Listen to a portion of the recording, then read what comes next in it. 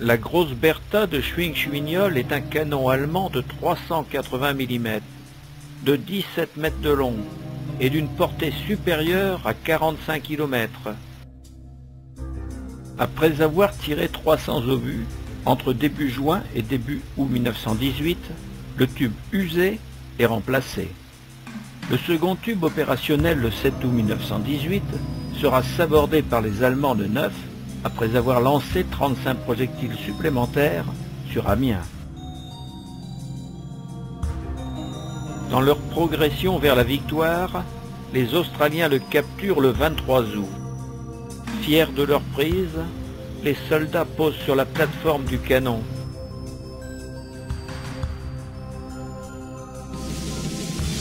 D'autres jaugent la dimension impressionnante de sa douille d'obus.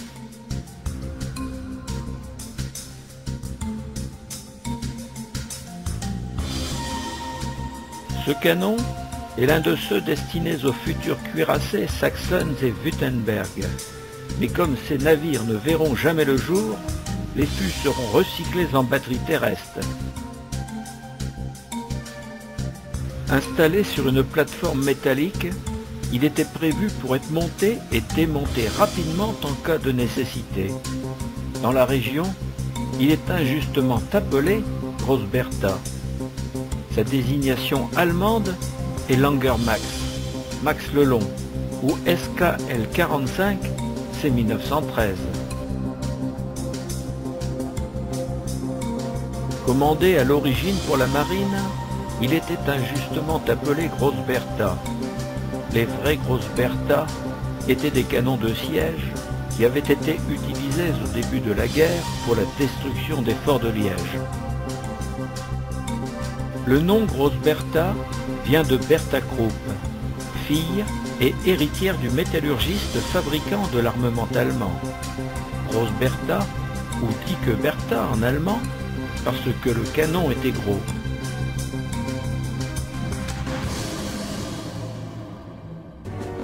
À moins de 10 km de Schwing, le 8 août 1918, près d'Arbonnières, les Australiens capturent aussi un train complet d'artillerie ferroviaire.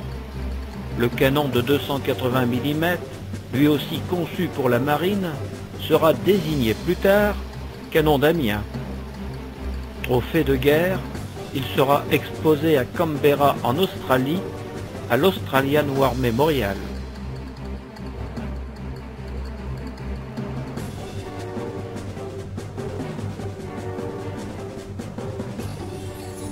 En référence à son grand frère de Schwing, ce canon sera parfois appelé Little Bertha. Selon la tradition allemande, il est dénommé 28 cm SKL 40, Bruno, sur plateforme ferroviaire. Expertisée, puis démontée, la plateforme ferroviaire disparaît. Son fût imposant trône maintenant dans les jardins du musée.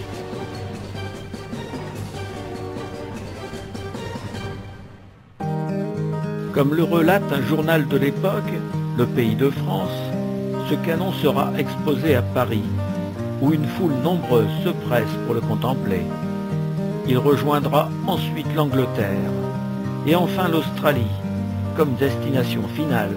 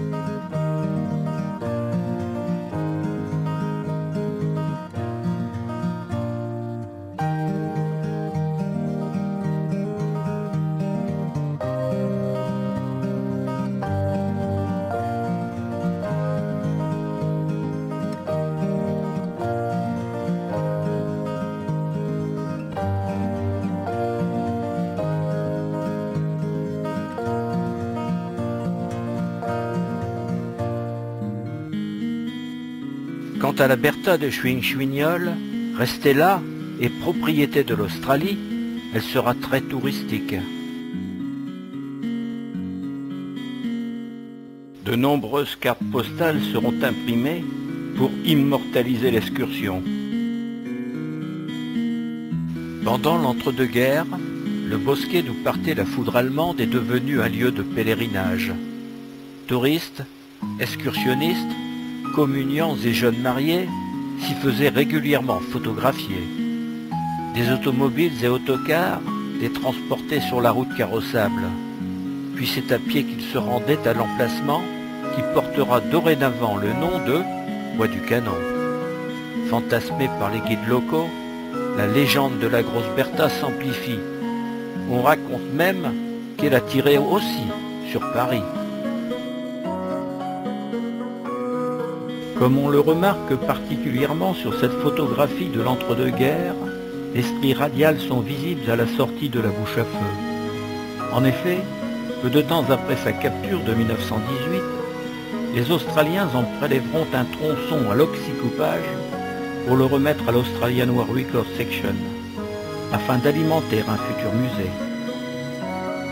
À l'heure actuelle, nul ne sait où est entreposée cette relique.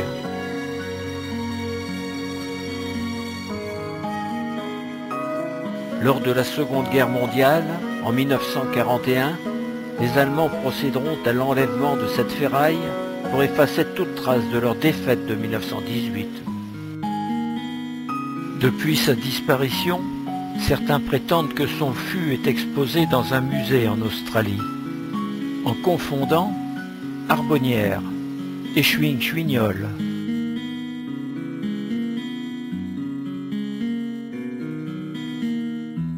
Adieu, Bertha.